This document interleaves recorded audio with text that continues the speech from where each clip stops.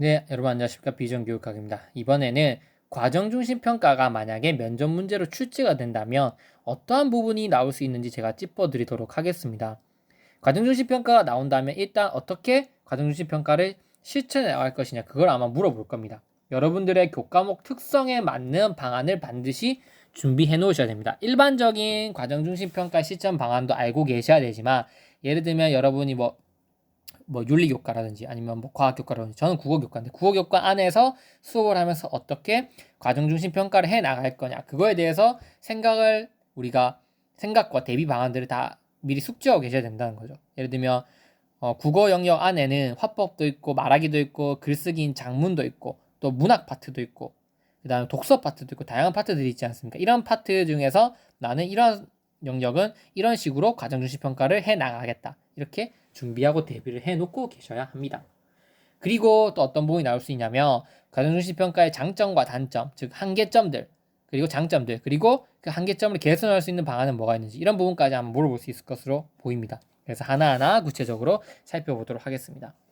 결국 과정중심 평가는 뭐냐면 학생의 학습을 돕는 것이 목적이에요. 그러니까 물론 아이들이 어느 정도 능력을 가지고 있는지 뭔가 변별하려는 목적도 어느 정도 들어가 있지만, 그거보다는 아이들이 자기네들이 도달해야 되는 목표를 더 잘 도달할 수 있도록 점검해 준다는 거죠. 피드백의 개념인 거죠, 평가가.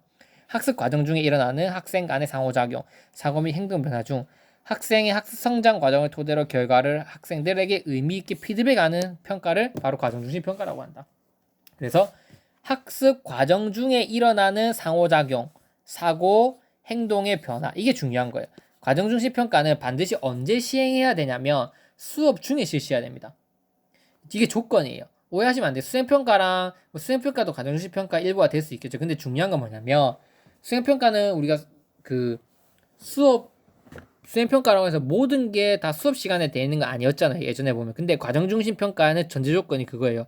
만약에 과정중심평가로 수행평가를 하려면 반드시 그 평가의 어떤 그 평가가 이루어지는 것은 교실 안에서 이루어져야 된다는 거예요. 준비는 집에서 오랜 시간을 거쳐서 해오되 평가는 집에서 해야 된다는 거예요.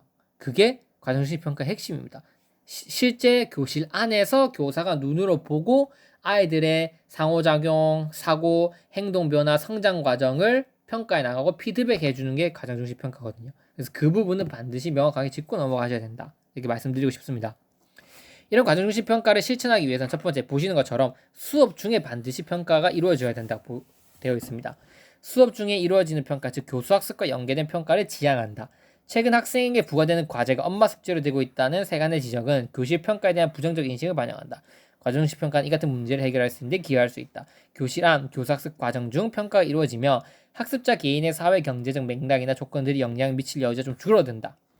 예를 들면 저는 어떻게 과정중심 평가를 했었냐면, 실제로 화법 단원을 그 화법과 작문을 할 때 그 수행 평가나 과정중심 평가 이걸 준비시켰습니다. 아이들에게 그 자유 주제를 주고 자기가 원하는 주제를 PPT를 10매 이내로 만들어 오는 겁니다. 그래서 그 주제는 다양한, 자기가 원하는 진로가 될 수도 있고, 내가 좋아하는 드라마가 될 수도 있고, 혹은 내가 좋아하는 동물, 혹은 내가 좋아하는 다양한 분야, 과학, 이과 아이들 같은 경우에는 잠을 수면에 대한 거에서 패턴에서 얕은 잠, 깊은 잠, 이런 거에 대해 조사해온 학생도 많았고요. 혹은 자기만의 어떤 버킷리스트 이런 걸 해온 학생도 많았습니다. 그래서 자유 주제를 던져주고 아이들한테 너네가 원하는 걸 PPT 10매 기준으로 PPT를 만들어 와라. 그리고 조건은 영상물 반드시 첨가해야 된다. 영상은 자기가 제작한 영상을 넣어도 되고, 아니면 유튜브에 있는 영상 활용해도 되되, 그냥 글을 넣는 게 아니, 글과 사진으로만 하면 안 되고 반드시 영상을 넣는다. 그리고 그 내용을 아이들 앞에서 발표한다. 발표 시간은 5분 내외다. 이렇게 지정을 해준 겁니다. 그래서 항상 수업하기 전에 매일 한 명 혹은 두 명씩 발표를 시켰어요.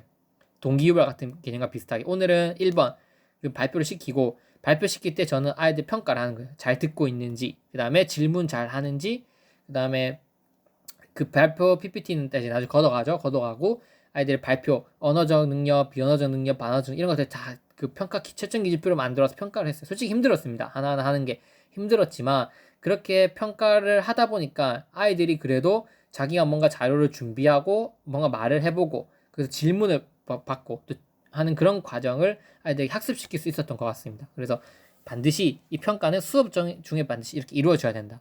준비는 집에서 해도 되되 이걸 반드시 숙지하고 계셔야 합니다. 자, 그리고 성취 기준에 기반을 둔 평가를 실시한다. 평가 실천을 위해서 우선 평가 설계를 하는데 평가 설계 나가면서 일반적으로 평가 목적, 평가 대상, 평가 시기, 횟수 이런 걸 다 결정하는 거예요. 근데 과정 중심 평가 시 가장 유의할 점은 성취 기준에 기반을 둔 평가를 하는 거예요. 성취 기준에서 아이들에게 이러한 역량, 이러한 내용 요소를 반드시 이해시키자 했으며 그 평가도 반드시 그런 것들을 함량하고 있는지 아닌지를 평가하는 그런 방식이 진행되어야 된다는 거예요. 그래서 성취 기준에 기반을 둔 평가가 반드시 진행되어야 된다. 세 번째, 다양한 평가 방법을 활용한다. 아까 보셨지만 저는 아이들의 어떤 프로젝트, 자료조사와 그 자료조사를 통한 발표, 그리고 질문 이런 것들을 활용했잖아요. 마찬가지로 아이들의 과정 중심 평가를 하기 위해서는 다양한 방법이 필요한 거예요. 그래서 뭐 보시면 논술, 구술, 토론, 토의, 프로젝트, 실험, 선택형 문항 등 이렇게 지식 기능 태도 중 특정한 영역이 두려워지거나 여러 영역이 통합될 수 있으므로 다양한 방법을 활용할 수 있도록 하는 겁니다. 과정 중심 평가할 때는 하나의 방법만 이용하기 좀 애매하다. 그래서 평가할 때도 저는 뭐 아이들의 동료 평가 활용한다든지 아니면 뭐 아이들이 질문을 한다든지 이렇게 하면서 또 체크리스트로 해서 자기 평가를 한다든지 다양한 평가 방식도 활용하고 그 다음에 평가 방법 자체도 뭐 써보기 아니면 토론해보기 아니면 발표해보기 이런 것들 다양한 방식을 활용하는 게 좋습니다. 그 다음 학습자의 성장을 위한 평가 결과를 활용해야 된다. 이건 뭐냐면 과정 중심 평가에서 학습의 성장을 위해 평가 결과를 적절하게 활용해야 된다. 그러니까 평가 그 자체로 끝나면 안 된다는 거예요. 그래서 아이들은 예를 들면 너 발표할 때 이런 부분이 좀 부족했던 것 같은데 다음 발표할 때는 이러한 부분을 좀 보완해서 했으면 좋겠다. 이런 피드백이 다 제공되어야 된다는 거죠. 과정중심 평가는 학습자의 발달 과정을 추적함으로써 학습자의 부족한 점을 채워주고 우수한 점을 발전시켜주는 게 목적이에요. 평가가 선발하는 게 목적이 꼭 아니잖아요. 너는 이 정도 위치야. 이게 아니라 너는 목표 부분에 이 정도 이거는 이 A 영역에 대해서는 이 정도 도달해 있고 B 영역은 이게 잘했고 이게 부족해. 이런 것들을 잘 제공해 줌으로써 보다 학습 목표, 즉 성취 기준의 목표를 잘 도달할 수 있는데 기여해야 된다는 거죠. 여기서 핵심 포인트는 뭐냐면 반드시 과정 중심 평가를 실시하고 아이들에게 피드백, 환류를 제공해라. 이게 이 부분의 핵심 포인트라고 보시면 됩니다.